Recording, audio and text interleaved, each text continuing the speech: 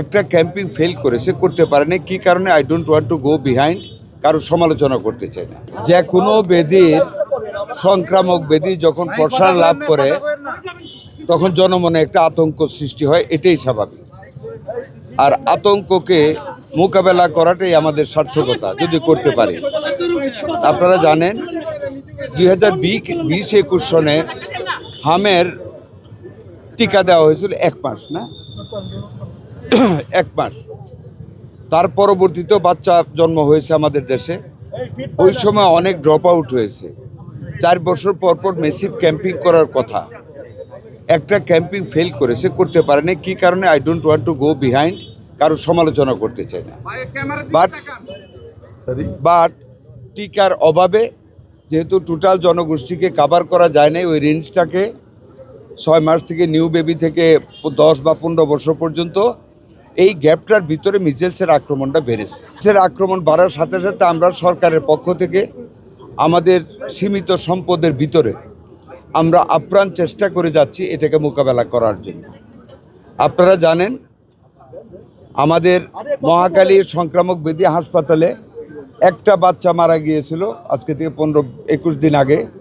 আমরা মধ্যরাতে সেখানে গিয়ে আমাদের অব্যবহৃত ওয়ার্ল্ড ব্যাংকের 1:30টার সময় অব্যবহৃত একটা আইসিইউ ইউনিটকে আমরা 18 ঘন্টার ভিতরে খুলেছি। সেখানে আমরা সংযুক্ত আকার ডাক্তার, নার্স এবং অন্যান্য টেকনিশিয়ান দিয়েছি। ডিএনসিসিতে আমরা মোর দেন 1000-এর মতো আমরা প্রভিশন রেখে নতুন ওয়ার্ড খুলেছি। আইসিইউগুলি সব জায়গায় খোলা হয়েছে। মানিকগঞ্জে 8 বেডের একটা আইসিইউ খোলা হয়েছে। শিশু পরিবারে ব্যাপক হারে প্রসারিত করা হয়েছে।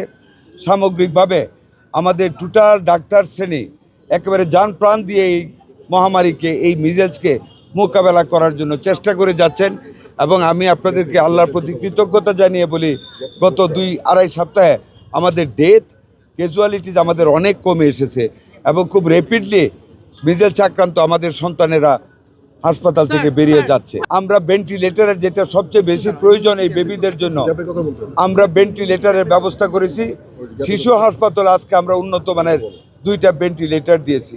তার অধিক আপনাদেরকে আমি খুব আনন্দের সাথে জানাই, আমাদের দেশের সন্তান আইসিডিডিআরবির ডাক্তার তাহমিদ, উনি একটা নিজস্ব একটা পদ্ধতি উদ্ভাবন করেছেন, যেটা অবাধে একটা পানির বুদবুদ সৃষ্টি করার মাধ্যমে লাংয়ের ভিতরে লাংকে ক্লিয়ার করার জন্য অক্সিজেন ঢুকানোর একটা নতুন পদ্ধতি আবিষ্কার করেছেন, যেটা এখন দেখানো হবে সারা দেশব্যাপী। এটা দিয়ে আমরা বাচ্চাদের শ্বাস প্রশ্বাসটা স্বাভাবিক রাখতে আমরা সার্থক হবো ইনশাল্লাহ। ইমিউনিটি গ্যাপটার কারণে যদি টিকাটা কন্টিনিউ করতো মিজেলসের, তাইলে কিন্তু এটা হতো না।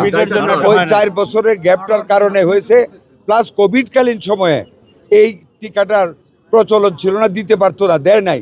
এই 2টা কারণে number of the people unvaccinated বাইরে গেছে। যত সরকার আমরা এই মিজেলস আরম্ভ হওয়ার আগেই কিন্তু আমরা প্রিকশন হিসাবে 604 কোটি টাকা, যেটা করোনাকালীন সময়ের অব্যয়িত টাকা, ওই টাকা আমরা এডিবির মাধ্যমে ইউনিসেফ থেকে আমরা কিন্তু এই টিকা ইপিআই কালেকশন করার জন্য অলরেডি আমাদের ক্যাবিনেট কমিটি সহ পাস করে দিয়েছি।